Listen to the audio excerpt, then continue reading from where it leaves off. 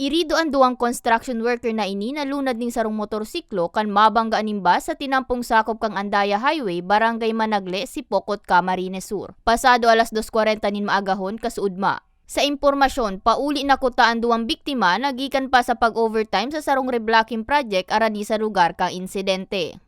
Sigun kay Police Corporal Ronel Aquino, traffic investigator kan Sipokot MPS, pig-overtaken ka na sabing bus na pasiring Metro Manila ang motorsiklo kan mga biktima. Alagad base sa pahayag da akan bus driver, da ikay ni naantisiparan na papaliko palang pasiring sa wala porsyon kan tinampo ang mga biktima, kung sa'y naka-star ang backrider. Doon ma'am sa highway na pinangyarihan na yun kasi madilim siya.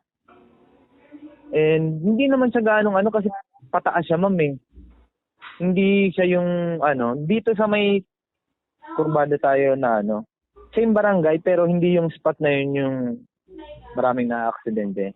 Hindi naman siya accident prone kasi straight naman siya, paakyat. Baka nagkataon lang na madaling araw, madilim yung area po ma'am.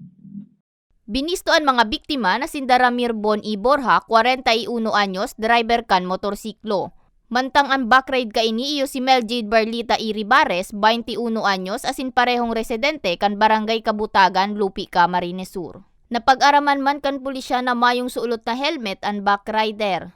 Bumabiyahe po, maging maingat tayo, maging cautious tayo sa sinusundan natin, sa nakasunod sa atin, kasi in an instance lang, ilang segundo lang, maaring ma-involve tayo sa isang aksidente. And especially sa mga nagmumotor po, magsuot tayo ng helmet kasi ang helmet is designed for protection sa ulo natin. Siguro kung naka-helmet yung isa doon, hindi gaano kaya napaka-importante po ng helmet.